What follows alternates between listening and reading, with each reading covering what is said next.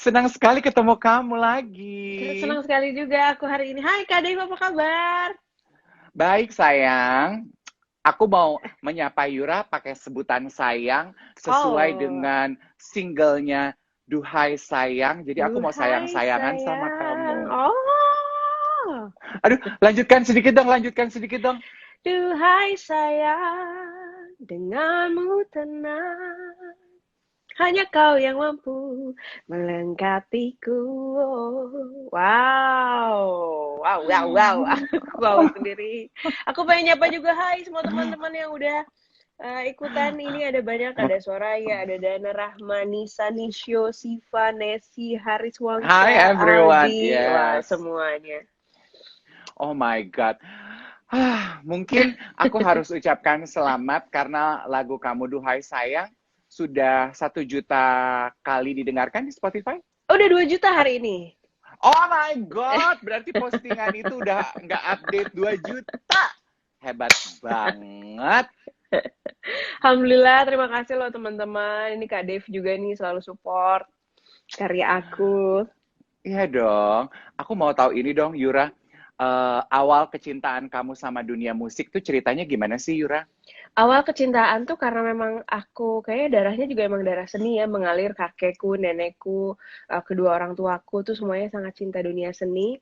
Mamaku juga nyanyi, terus papaku juga main piano, main gitar gitu. Jadi sekeluarga besar semuanya sangat cinta dunia seni. Jadi dari aku lahir tuh aku udah terbiasa dengan lingkungan musik. Dari kecil udah selalu diperdengarkan lagu-lagu jazz, lagu-lagu piano klasik, lagu-lagu funk gitu, malah kayak Hmm. gospel, Motown gitu dari kecil gitu. Aku dulu waktu kecil ngerasa kayak semua orang tuh kayaknya kayak gini, kehidupannya kayak aku ya gitu. Oh ternyata pas sudah dewasa, oh ternyata nggak semua orang dunia keluarganya suka ada di lingkungan seni ya gitu. Jadi aku secara organik dan natural, jadi cinta dunia seni dari kecil gitu. Oke. Menurut Yura, terpaparnya Yura from the early age kepada dunia seni membuat kamu menjadi kepribadian yang gimana sih? Arah pertanyaanku tuh gini, kan ada sebuah penelitian yang bilang ya, katanya memaparkan seni kepada anak dari kecil itu bagus untuk melatih sensitivitas, Ya. kemudian connection to the inner soul and stuff like that. Kalau dari pengalamannya Yura? Apalagi saat misalnya aku udah mulai belajar piano klasik ya, rasanya satu lebih peka akan lingkungan sekitar, terus rasanya juga bisa lebih balance antara otak kanan dan otak kiri, karena kalau belajar piano klasik kan bener-bener tangan kanan dan tangan kiri itu harus bisa membuat harmonisasi yang balance gitu antara tangan kanan dan tangan kiri itu bener-bener membantu aku banget sih dari dulu. Terus juga rasanya punya pola pikir yang berbeda juga mungkin dari teman-teman yang nggak belajar musik gitu. Jadi Hmm. Hmm. itu sih sama kayak dengan musik tuh rasanya kita bisa lebih peka dengan hal-hal yang ada di sekitar dan bisa lebih apa ya, bisa lebih cepat connect sama orang lain menurut aku Hmm. gitu Oke. Okay. dengan musik. Aduh, cakep. Bener banget. Dengan musik, kata Yura, kita bisa jadi lebih cepat connect sama orang lain. Betul sih. Ya, Apresiasi terhadap seni itu menumbuhkan tingkat emosional yang cukup baik gitu ya. mm. Jadi buat teman-teman yang mungkin di luar sana a bit insensitive, guys, ayo belajar berkenalan sama seni ya. Iya. Seni. Yes. Nah, kamu kapan menentukan kalau oke, Yura memang di keluarga terpapar seni dari kecil, tapi when did you decided kalau menjadi seorang musician adalah panggilan hidupmu? Menjadi seorang musician adalah panggilan hidup tuh justru dari kelas 4 SD sih sebenarnya. Dari 4 SD tuh, jadi dari kecil kalau bisa ditanya kan sama guru cita-citanya apa gitu kan. Mm-mm. Jawaban aku tuh selalu sama dari kelas 3, kelas 4 tuh jawabannya selalu sama. Selalu ingin satu jadi petenis internasional, kedua ingin jadi musisi, ingin jadi penyanyi, jadi penyiar, juga ingin banget jadi kimia analis gitu. Karena aku benar-benar melihat dari yang ada di sekeliling aku dan rasanya tuh nyaman ya. Dulu waktu aku kecil tuh selalu nemenin mamaku kayak pop singer sejauh barat gitu, nyanyi. Jadi aku tuh menikmati momen-momen melihat mamaku ada di atas panggung bernyanyi dan disupport sama semua keluarga tuh rasanya hangat sekali ya. Jadi dari dulu aku ya gue ingin jadi musisi gitu. Ingin juga jadi petenis internasional tuh dulu karena mamaku juga main tenis. Jadi atlet tenis juga mamaku dari kecil gitu. Terus kalau kimia analis karena papa mamaku juga ada di dunia kimia. Jadi aku tuh bener-bener apa yang aku ingin tuh karena apa yang aku lihat saat aku kecil dan aku nyaman melihat orang tuaku melakukan hal-hal tersebut dan betul-betul disupport sama seluruh keluarga tuh rasanya wah indah banget ya keluarga hangat yang perjalanan pokoknya passion orang tua aku disupport sama keluarga tuh rasanya hangat dan aku ingin itu jadi salah satu cita-citaku gitu jadi dari kelas 4 SD sih jadi musisi deh pengen gitu walaupun tapi dari kelas 4 SD tuh pengen jadi musisi ya bukan jadi penyanyi jadi Oke. karena dari kelas 2 SD aku udah main belajar piano klasik terus waktu SD tuh aku emang pemalu banget anaknya gitu kan kelihatan kayak sekarang juga aku tuh pemalu banget gitu jadi dulu tapi jujur dulu tuh pemalu banget sampai akhirnya aku mau jadi musisi aja deh, jadi pemain piano aja di belakang layar. Karena kalau penyanyi itu kan harus di depan gitu. Dan aku dulu kayak masih malu-malu kalau diliatin sama orang-orang. Karena dulu tuh aku malu karena cukup sempat jadi center of attention di sekolah selalu dari TK, SD, SMP selalu jadi center of attention tuh karena rambut aku. Jadi dulu rambut aku tuh ngembang total yang gede banget.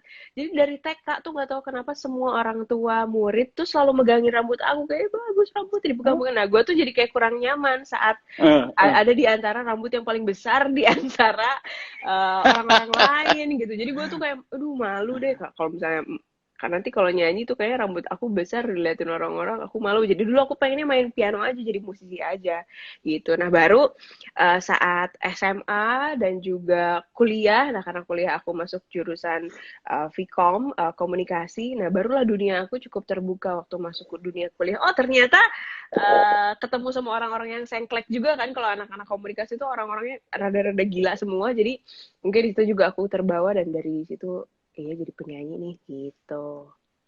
Oh, jadi itu lucu ya. Jadi mungkin kita nggak pernah dengar sebelumnya di mana-mana.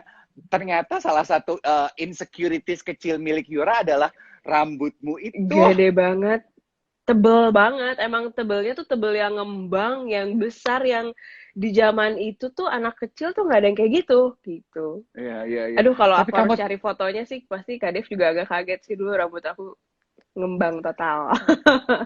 gila, tapi itu kan rambut idaman semua orang loh, yang Iya, satu iya, iya, kepala iya, rambut iya. semua gitu loh. Iya, I iya, would iya. die to have 30% only of your hair. Gila, apalagi udah umur segini kan ya, yang pada berumur pasti gini deh. Ih, ya ampun dinikmati tuh sahabat aku Novita Enji ya, Mm-mm, waktu muda mm-mm. rambutnya tuh kepala semua. Salah, kepalanya tuh rambut semua. Kalau ngeblow di salon harus 3 orang. Iya, iya, Begitu iya, iya. sekarang udah mau hampir 50, tipis terus dia gini, aduh gue nyesel dulu gue marah-marah rambut gue tebel.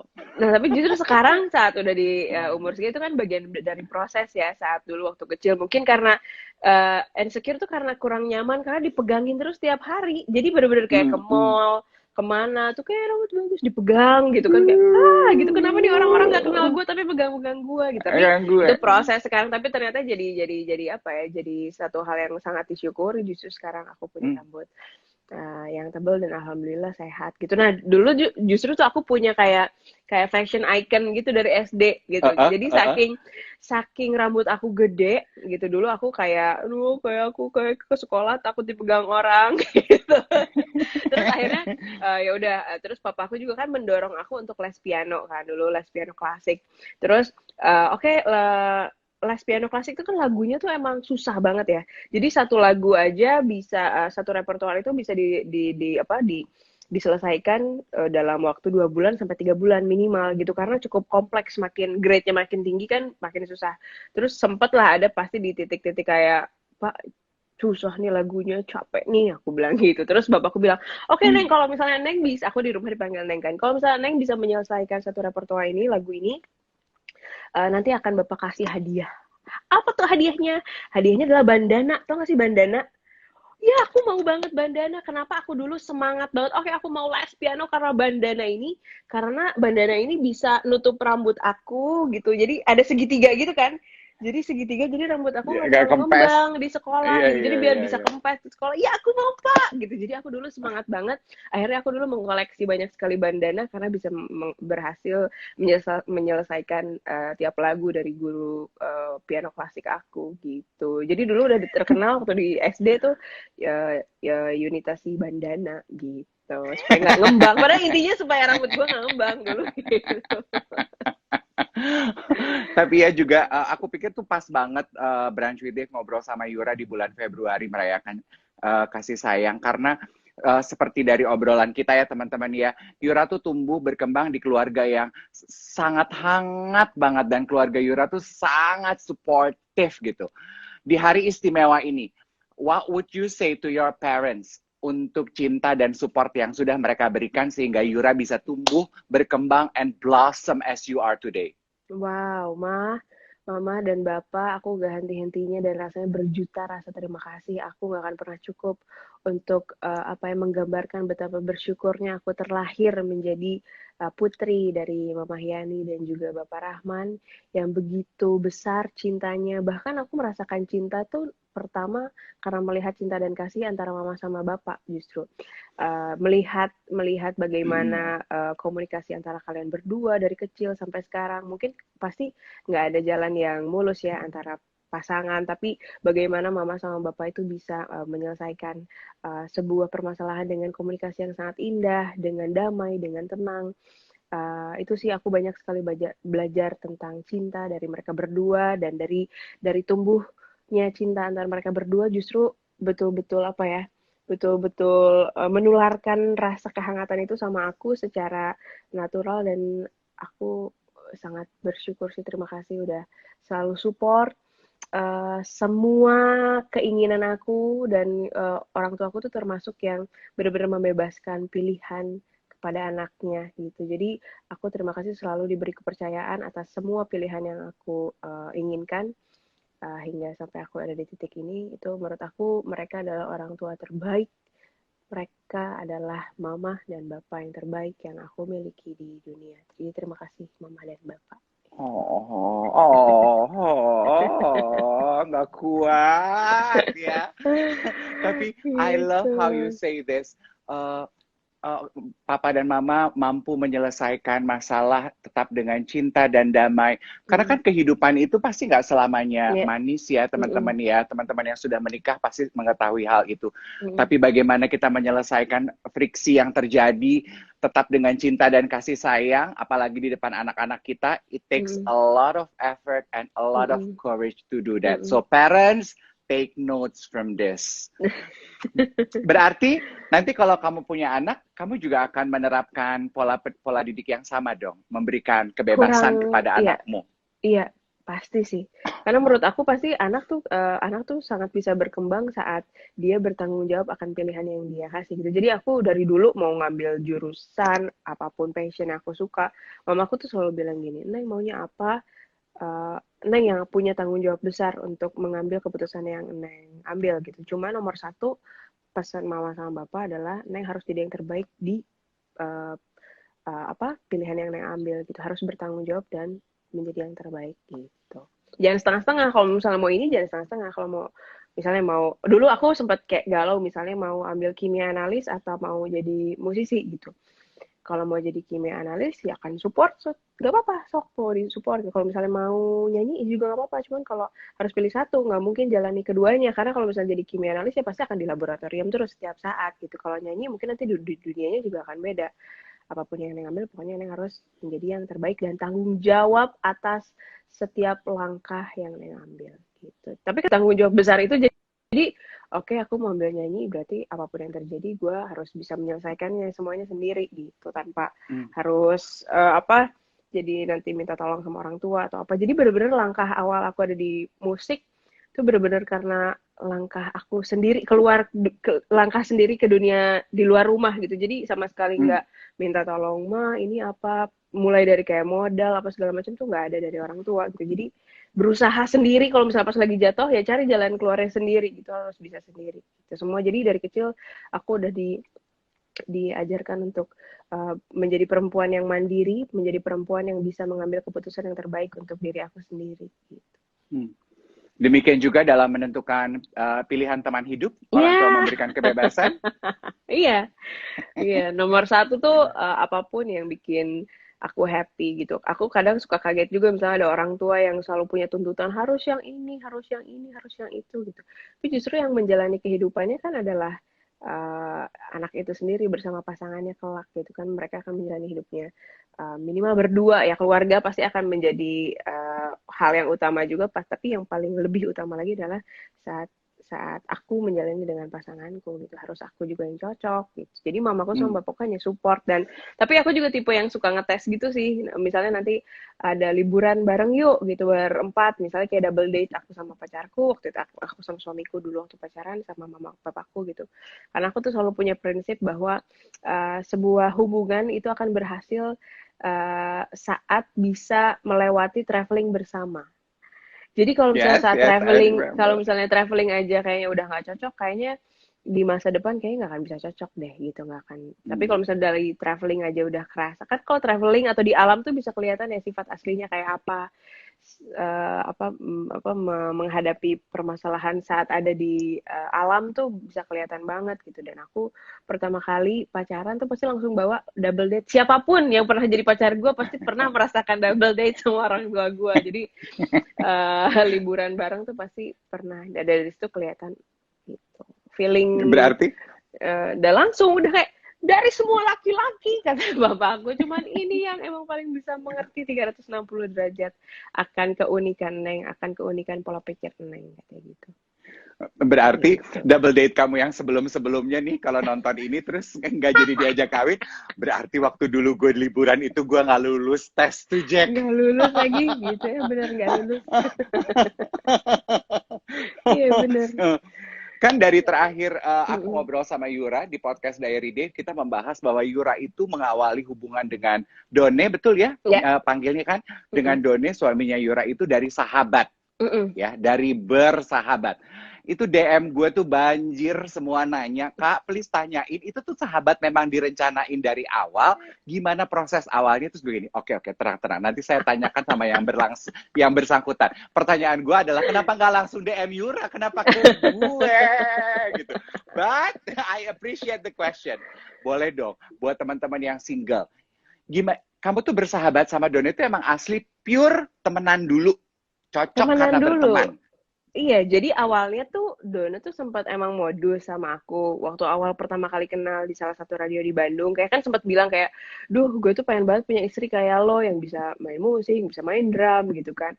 Cuman karena lo aneh gak sih kayak misalnya lo baru ketemu sama cowok, terus cowok tuh udah eh kayak bilang gue pengen jadi istrinya gitu kan untuk di pertemuan pertama adalah hal yang tidak mungkin kan kayak ya lo pasti ngomong kayak gitu Ah, bukan serius pasti cuma bercanda doang nah karena gue tuh uh-uh. suka orang-orang yang humoris gitu. Wah, ini orang tuh bercanda banget gitu. Habis itu malah jadi ngobrol-ngobrol, malah jadi cekakakan bareng gitu. Jadi ya ini orang bercandaan banget gitu. Terus gue juga emang tipe yang mudah sahabatan kayaknya ya kalau sama cowok.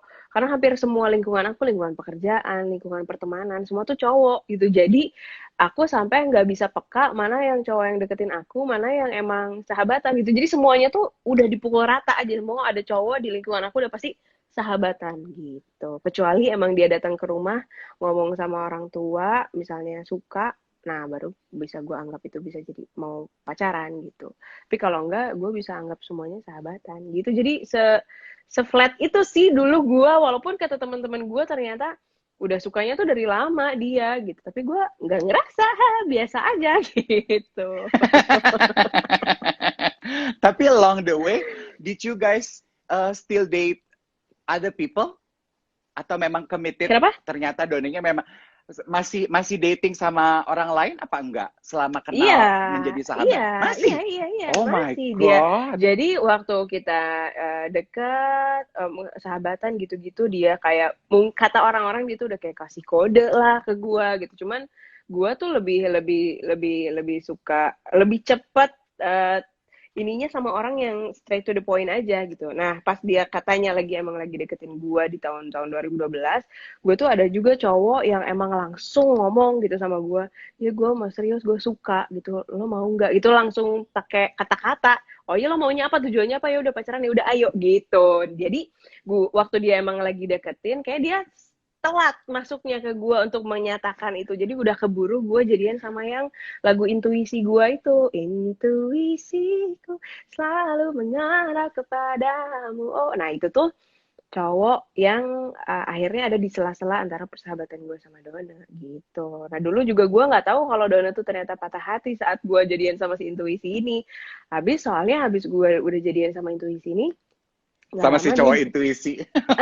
terus si Dona juga pacaran sama yang lain gitu. Tapi komunikasi kita juga nggak putus karena dia juga selalu curhat tentang ceweknya, gue juga curhat tentang intuisi ke dia gitu. Terus gue kalau misalnya lagi pacaran, pernah juga main ke studionya Dona yang nganterin si cowok intuisi gue. Terus cowok intuisi gue nggak bawa jaket, dingin, kehujanan waktu itu naik motor. Terus si cowok intuisi itu dipakein jaket sama Dona gitu, ini biar nggak kedinginan gitu. Jadi jadi tapi dulu gue nggak tahu kalau ternyata Dona tuh patah hati akan yang gue, karena gue ngerasa dia patah hati karena dia juga punya cewek gitu, tapi ternyata dia juga udah ngarep dari lama gitu. Oh Tapi ya my yang namanya God, jodoh ya, ternyata ujung-ujungnya ketemu lagi gitu. can somebody please make this story into a movie? I'm dying to see it visually. Gila. Gitu ceritanya. Terus kapan ketika akhirnya Yura sama Dona, atau ketika Yura tahu bahwa oke, Dona is the real deal? Apakah dia ngomong, nggak bisa, gue nggak sanggup, gue harus ngomong sama lo kalau gue mau lebih dari sekedar bersahabat? Nah, anehnya tuh nggak ada yang kayak gitu-gitu. Jadi emang udah sahabatan aja ya. Sampai itu kan 2012 tuh. Gua sama si Intuisi dan lain-lain masih jadi. Terus akhirnya gue udahan sama yang Intuisi ini. Terus ya biasa namanya galau ya dalam kehidupan. Terus nah gue tuh selalu kalau kayak gitu. Nah, gue tuh anaknya kan gak solehah-solehah banget ya Kak Dev. Terus waktu itu nggak tahu kenapa gue kesambet, ya Allah, aku mau apa, memenuhi panggilanmu, gue mau umroh. Itu satu keluarga besar gue kayak, alhamdulillah, ada pikiran dari mana nih si Yura mau umroh gitu kan. Itu nyokap sama bokap gue sampai nangis kayak, Neng kenapa ya mau umroh tuh tiba-tiba tuh dari mana ada pikiran itu gitu kan. Terus akhirnya 2017 2017 berarti ya. 2017 gue umroh lah sama mama sama bapakku gitu. Salah satunya, ya Allah Pak tolong doain ya, karena gue tuh selalu percaya jodoh rezeki itu selalu akan terbuka saat kita memohon juga sama orang tua, dan saat kita berbakti, saat kita hormat sama orang tua, insya Allah rezeki sama jodoh pasti lancar deh. Itu udah kuncian aku banget dari kecil. Terus ya udah aku umroh sama mama sama papa, terus aku mohon doa Pak, doain ya supaya aku dapet jodoh gitu. Tapi di momen-momen itu gue tuh nggak lagi deket sama siapa-siapa. Jadi sama Dona pun waktu itu emang lagi yang cuman kerjaan aja, ya sahabatan sama seperti sahabat-sahabat gue yang lainnya, seperti sama Popo, sama Jarot gitu, yang lain-lain. Jadi nggak ada pikiran apa gitu ya soal cinta apa segala macam. Karena Dona juga bukan tipe yang suka gombal atau ngomong, iya kayak sahabatan, real sahabatan gitu. Nah pas gue yang inget banget tuh, jadi di hari Kamis, gue lagi di depan Ka'bah di Mekah, gue sholat asar sekitar jam 4.15, gue sholat. Pas lagi sholat, tiba-tiba ada mukanya dia aja gitu. Di dalam sujud gue, sholat asar, hari Kamis itu. Di Mekah. Terus, kenapa ada mukanya ya? Udah, gue udah gitu berlalu saja. Tidak ada wajah lain selama gue di Mekah, hanya ada wajah Dona di situ. Terus, udah, nah habis itu gue mau menunggu dari sholat asar ke sholat maghrib, gue pulang dulu ke hotel. Terus sambil nunggu kan kayak Instagram story gitu, lagi lihat Instagram story, adalah mukanya Dona kayak, mungkin karena udah sahabatan jadi tahu nih kayaknya dia lagi sedih deh gitu. Terus ada wajah dia yang kayaknya kelihatannya, feeling gue dia lagi nggak kenapa-napa. Terus di situ sambil nunggu gue DM, ayo oke gitu, ternyata dia lagi nggak kenapa-napa. Dari situ kayak sempat DM-an singkat. Abis itu selama gue di Mekah udah nggak komunikasi lagi tuh, cuman nanya di hari itu aja, di hari Kamis itu. Terus gue pulang hari Seninnya, terus Senin depannya pas gue udah nyampe di Jakarta, gue ketemu sama dia karena mau bahas kerjaan. Tapi entah kenapa di makan siang ngobrol kerjaan itu tiba-tiba entah jadi kenapa jadi kayak ngobrol tentang kehidupan lebih dalam, terus tiba-tiba klik aja. Habis itu minggu depannya kita jadian beneran, dia serius, gue mau sama lu gitu. Jadi kayak apa ini Oh. jawaban doa gue waktu di umroh gitu. Tapi saat Gitu itu sih. Yura belum cerita sama Dona kalau kamu melihat wajahnya dia saat umroh. Belum, gue ceritanya saat udah sebulan 2 bulan kita serius pacaran gitu. Ayo ambil nafas dulu teman-teman ya, ambil nafas ya. What a story. Untuk yang Gitu. single-single di luar sana, apa yang akan Yura sampaikan? Eh, jadi gue nyampe ini Karena untuk yang karena single di luar karena kan sana. kisah cintamu itu begitu inspiratif ya, dan kamu tuh menurut aku ya Yura ya, kamu tuh take everything so lightly gitu, dan kayaknya hidup sama kamu tuh aduh, emang lu tuh asik banget Jack gitu, kok kayaknya tuh Aduh, asik aja. amin ya. So, tips buat mungkin yang single di luar sana yang pasti butuh waktu ya untuk ketemu sama someone spesialnya. Menurut aku nomor satu, aku tuh selalu percaya restu orang tua sih kalau aku ya. Siapapun itu, mungkin kalau misalnya sekarang kita lagi patah hati nggak jadi sama seseorang, atau mungkin memang bukan dia orangnya gitu. Terus nomor satu ya minta restu sama orang tua, karena menurut aku tuh pasangan tuh butuh banget restu orang tua sih. Kalau buat aku pribadi ya, tapi nggak tahu cerita orang kan beda-beda. Tapi untuk aku pribadi, pasangan sehidup semati itu butuh banget restu dari orang tua sama doa dari mereka, sama nomor satu ya dekatkanlah sama yang di atas sih kalau gue. Karena jawabannya pasti yang ngasih pasti yang di atas sih. Gue juga bukan tipe yang kayak wah jauh udah dari solehah, gue nggak sama sekali. Cuman saat memang ada, gue nggak tahu lagi ya Tuhan, gue mesti gimana sama siapa ya gue. Ya gue ternyata saat saat ada momen gue betul-betul khusyuk, ya itu khusyuk khusyuk tuh susah menurut gue. Jadi saat ada satu momen gue juga kesambet, tiba-tiba gue khusyuk minta doa, ya Allah tunjukkanlah, dekatkanlah, tunjukkanlah, dekatkanlah, karena ya siapa yang bisa nunjukin selain yang di atas kan. Ternyata saat emang benar-benar kita khusyuk meminta, fokus sama apa yang lagi emang kita cari, oh ada tuh petunjuknya gitu, dikasih Ah, aja gitu. aduh, keren banget tuh, banyak yang tinggal nih yang meninggalkan di kolom komentar gini, sebagai single aku menyimak gitu, sebagai single aku siap kusyuk katanya. Banyak yang menyapa kamu Coach Yura, itu murid-muridmu ya? Coach, iya aku sekarang tuh jadi coach di The Voice Kids Indonesia. Jadi udah tayang 2 Oh, episode, setiap hari Kamis sama Jumat, akan tayang setiap jam 6 sore di GTV gitu. Jadi oh aduh seneng alah, banget sekarang aku jadi coach untuk anak-anak muda talenta musisi-musisi Indonesia. muda. Iya, umur kayak 8 tahun sampai 14 tahun. Ya Allah, Kak Dev Oh gila. my. Wow, aku sampai kayak wow, ini anak tuh belajar dari mana suaranya. Malah jadi aku yang banyak belajar sama mereka juga sih, karena Hmm. wah kualitas vokalnya gila sih. Apalagi yang season 4 ini lebih gila dari season-season sebelumnya. Oke, okay. Kalau Harus gitu nonton. aku akan menutup sesi Brunch with Dave kali ini dengan ini. Menurut Yura, apa sih yang dibutuhkan untuk bisa menjadi seorang musisi yang qualified di tanah air? True to yourself Menurut ya. coach No, menurut coach Yura, menurut cie. Coach Yura, nomor satu true to yourself. Nomor satu jujur sama diri sendiri, jujur sama apa yang dirasain, karena uh, menurut aku banyak sekarang musisi yang terlalu mudah terbawa arus sampai akhirnya dia kehilangan jati dirinya, kehilangan karakter dirinya. Menurut aku nomor sekarang harus jujur aja sama diri sendiri apa adanya gitu. Terus nomor satu, itu nomor satu, nomor dua ya terus berkarya sih, karena kita nggak akan bisa dibilang sebagai seorang musisi kalau misalnya kita nggak punya karya yang otentik, nggak punya karya original dari kita sendiri. Aku selalu berpesan sama teman-teman, nggak apa-apa kalau misalnya emang suka mengcover lagu gitu, atau pengennya menyanyikan lagu orang terus, tapi itu juga adalah hal yang baik. Tapi kalau emang ingin menjadi real musician tuh harus punya karya sendiri, harus berani bikin lagu sendiri. Karena kalau misalnya Mungkin ada teman-teman yang ngerasa kayak, aduh aku nggak pede nulis lagu sendiri, aduh aku nggak pede nyanyiin lagu aku sendiri ya. Cuman kalau misalnya bukan kamu lagi yang pede sama karya kamu, siapa lagi gitu. Jadi kita harus betul-betul bisa berdedikasi penuh atas karya yang kita bikin, karya yang kita bikin sendiri gitu, dan terus continue aja bikin karya kita sendiri sekarang gitu. Dan Tuh. perluaslah koneksi karena sekarang era kita udah betul-betul dipermudah dengan sosial media, jadi bisa memanfaatkan sosial media yang kita punya dan memperluas koneksi juga, karena ya karya kita pasti nggak akan bisa besar kalau juga nggak dibantu sama teman-teman kita di sosial media sekarang gitu. Betul sekali, sama network ya.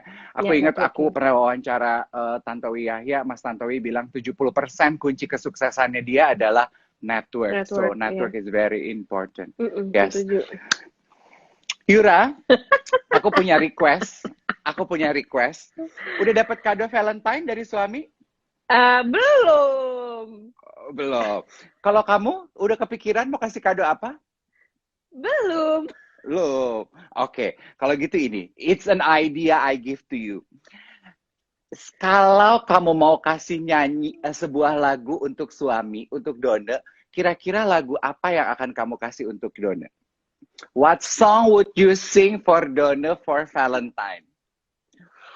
Kita mau minta Yura nyanyiin sepenggal aja lagu pilihan itu. Anggap Iya, Dona ada di depan kamu.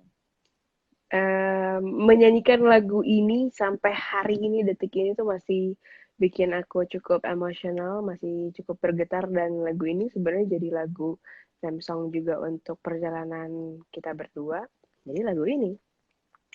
Duhai sayang, denganmu tenang, hanya kau yang mampu melengkapiku. Oh, duhai sayang, denganmu tenang, hanya kau yang mampu buat penuh hatiku. Ini dia. Ku sebut namamu dalam hening doaku. Oh, Yura. Always a pleasure talking to you. Aduh, aku juga, Kak. Selalu ada cerita menarik yang kamu bagikan. Teman-teman, terima kasih ya sudah mau merayakan hari ini bersama Yura dan saya. Yes, nanti bisa tonton di YouTube-nya. Yes, kalau lagunya Yura, ya denger sendiri di Spotify ya. Jangan sampai Ya, ketinggalan. Gitu kan, Coach? betul. Dan juga music videonya juga sudah ada di YouTube-ku. Tuh ya, di YouTube channelnya Yura Yunita. Thank you Thank you again. banget, Kak Jangan Dave. Jangan bosan-bosan kalau ada kabar DM aku, kalau perlu-perlu apa-apa ya, aku suka sekali kamu tuh sering DM aku, karena kan aku nggak selalu mantengin tuh berita ya, harus kayak Yura gini nih, I demen. Thank you ya Non. Thank you, Kak Dave. Seneng banget aku hari ini. Salam buat keluarga dan Dona. Iya. Happy weekend Happy everyone. weekend. Bye. Bye.